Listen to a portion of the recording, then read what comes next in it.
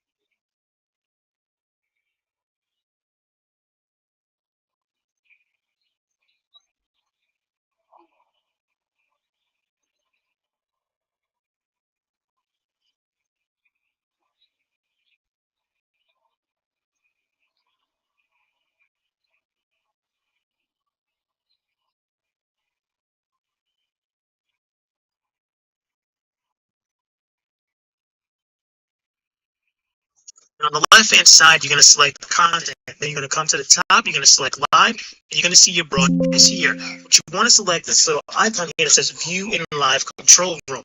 So once you click that, you're going to be able to see here that now our live has been created. We're not live yet, but it has been created for us. It's going to have our title, our description. Everything is ready to go. So once you've done that, you now need to come back into OBS Studio.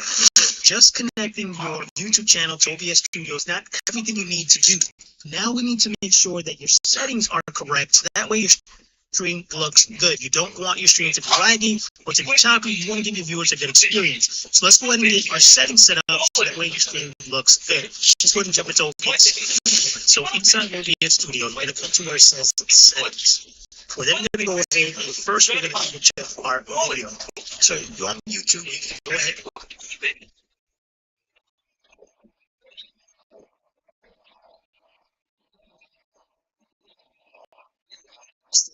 Higher than quality.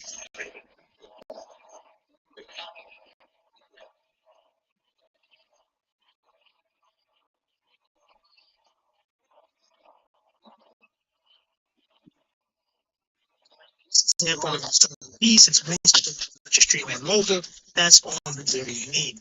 So you want to make sure you have 1920 by 1080, 1920 by 1080. Yes, you have to have 60. This is what I recommend, but again, it's all based on your computer and your internet speed. So if you do need to better more of this, you can 30 to plus. Good. So once you have that in place, we're going to come to this output. These are the settings that are going to be super important. Good. So you can come to output mode and select the things. And then here for your encoder, you can have several options based upon what you utilize. To keep going.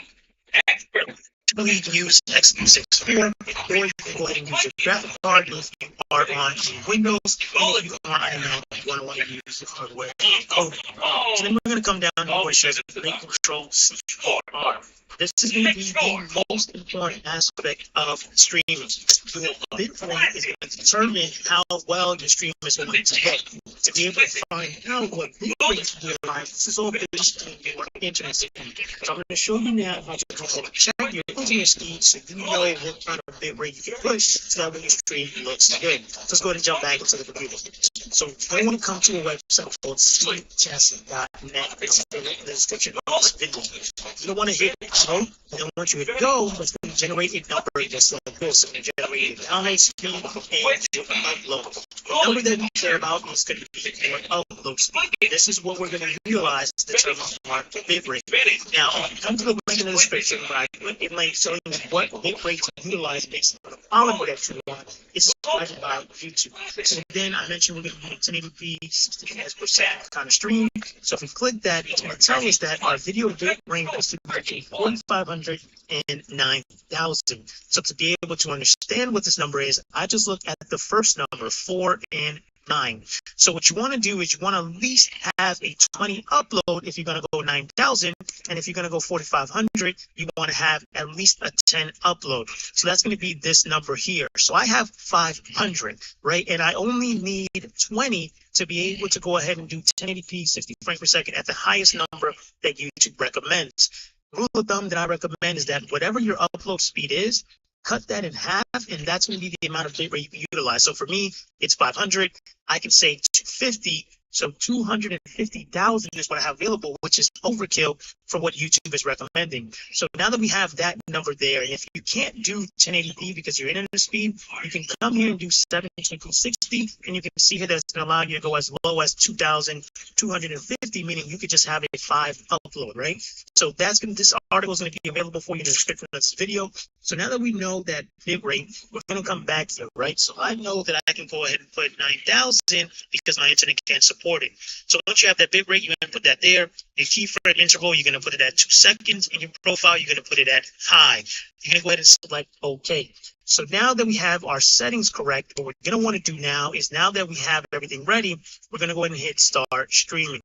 So that's going to say start streaming. You can see here that now we're live. So what we want to do is we want to go ahead and jump back over to YouTube to confirm that we're now sending over our stream. Yeah, it made it better. Live. Everything is ready to go. Excellent condition. You're going to see here that I can monitor my chat. And now everything is ready to go, and I can start to go live with my audience. Now, inside of OBS Studio, you're going to be able to manage your chat here on the left-hand side. But if you want to go ahead and have overlays and graphics to make your stream look professional, you want to go to streamdesigns.com, and I'll put a link in the description of this video where you can get overlays for your stream. And the package that I'm using here today is going to be called Shadow, that you can go ahead and find on Stream Designs along with other packages. So this is going to be the Shadow package, and that's going to go ahead and include everything that I need to make my stream look professional. You can see here that I'm going to go ahead and have my overlay screens, my panels, my alerts, everything that I need to make my stream look professional. So you can go to streamdesigns.com to be able to get overlays. And then once you go ahead and have your overlays to be able to know how to go ahead and get them all set up, go ahead and watch this video where I'll walk you step by step on how to set up overlays inside of OBS Studio. Ever wished you could live in Bluey's world for real life? Well, that's all of Queensland, so come play! I love all of Queensland. Having overlays on your stream is a great way to take your stream from looking boring to give it a more professional feel, to helping you stand out, and for keeping viewers more engaged. So in today's video, I'm going to show you how to go ahead and set up your scenes and sources like you're starting soon, your countdown timer, your be right back, and your offline screen to be able to go ahead and get you started. So let's go.